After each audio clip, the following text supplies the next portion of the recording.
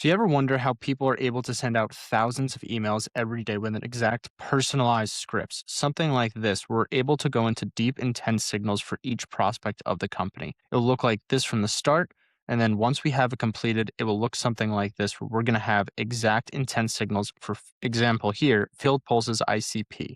Let me show you exactly how I did this right from the start so you can be able to understand how to do this from the beginning to the end. So in this video, I'm going to show you the exact walkthrough process of how to get the leads, how to be able to generate them, put them in a list, and then be able to find specific intent signals to then send for outreach. So the first step here is we're going to want to be able to generate the leads. This is an Apollo scraper here from Ample Leads that I'm able to go in and take any kind of particular clients. So for here, marketing and advertising managers, I can be able to show you here. This is the list that I pulled from Apollo, and you don't even need an Apollo subscription for this. What you can be able to do is just put in the exact filters that you're looking for, define the ICP of what you have. So in here, looking for marketing and advertising for B2B, here's the employee size, location, as well as job titles that we're specifically looking for. So here we're looking for managers. Once I have this, I'm able to just copy the URL from right here and then be able to put it into Ample Leads. Once we have enough credits, we put in the leads into here. We were able to just copy in,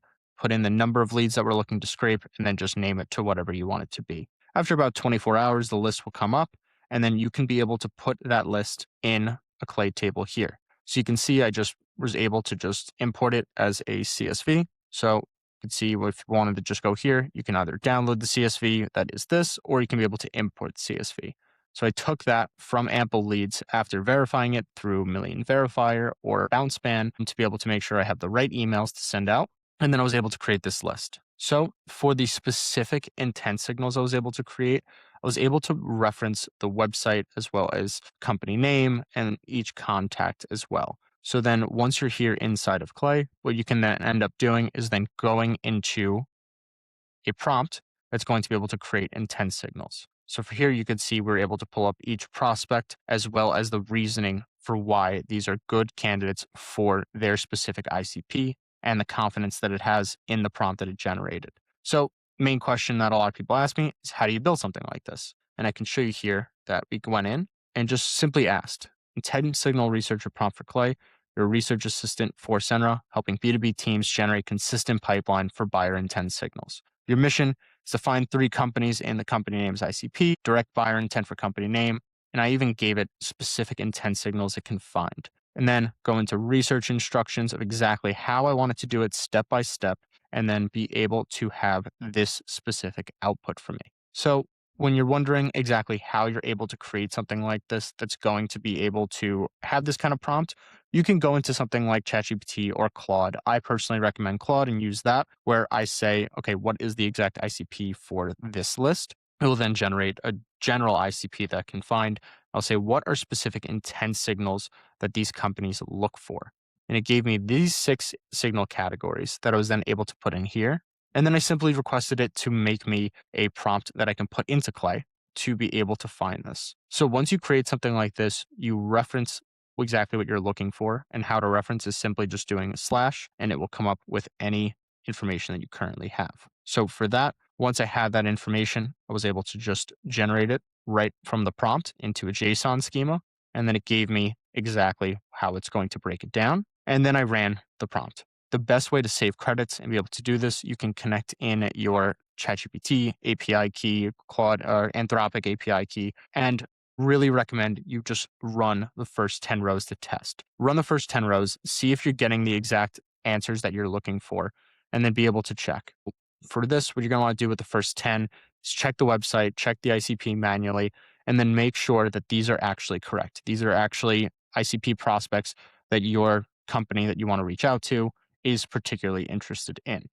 This is just for the prompt that I'm doing. Another way to use this is you can take all the website information and say, write a quick introduction to exactly what they do. This is a good prompt for saying, hi, I noticed you, and then list out what service they exactly run. And then you can get into your pitch. So you have some personalization before you're telling them why you can help them. Really makes it personable and also makes them understand that you've done some research behind the company. So really from this, you're able to just see the exact prospects here. And then you want to be able to put it into your SmartLead campaign. So you can see here, inside the SmartLead campaign, I was able to just add the prompts from the API key. It looks like it just came in one at a time. And you can see I've done that not from just throwing the list right into the CSV file, but from integrating it within Clay. So I was able to put in my API key under here for SmartLead, and then I was able to pull in specific signals that I was looking for. So when you're adding it to your SmartLead campaign, you're going to want to put in the exact campaign ID it's going into, the email address, first name if you're using it, anything else you're using, whether location, company name, and then be able to identify this. So I was able to take this where I can go into prospect one. It will take the drop down right here. You can click on prospect one. So that's exactly how you're able to add it in here. And then you can then just simply save it and have it run for all the rows. And then it will tell you whether it brings in your leads or not through here if it's added to the campaign. This, once you're put in your API key from SmartLead, is free to run. It doesn't cost you any credits, so it just goes right into your campaign. And then from there, you're able to just have all of the information to then just break down exactly what is going to be able to define it.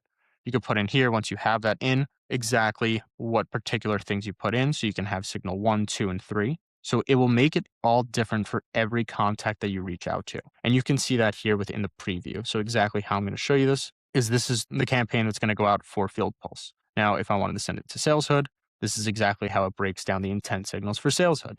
So every single email that you're sending out is completely personalized depending on the information that you pulled from Clay, and then you integrate it straight into SmartLead.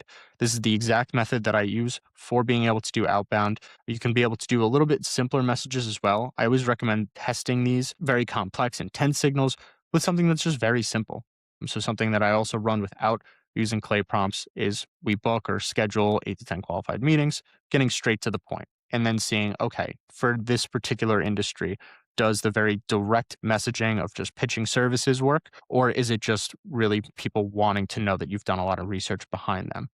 So just be able to test out signals. It's the most important thing, especially when running cold email, is you're never just going to have one perfect script that you're going to want to get out and just repeat unless it's been battle tested, essentially. So you're going to want to test as much as you possibly can, especially in the beginning of campaigns, to be able to understand what you really want to find on each company. And the best part is when people start responding to you, when they have even negative responses saying that they're not interested, some people even mention why they're not interested. And they'll say, I feel like you don't know enough about my company, or I feel like this is the issue here. And you can take that feedback and then use it to really correct the course on exactly how you want to reach out to people. For example, any kind of objections that people have to you in their initial email responses, you can then make a new script that's going to tackle those objections right from the start. So you don't have to worry about people asking those questions consistently to you. I don't recommend leading off with price because that is one of the objections, but I would recommend leading off with exactly why you're different, what you can do for them, and what you have that other competitors don't.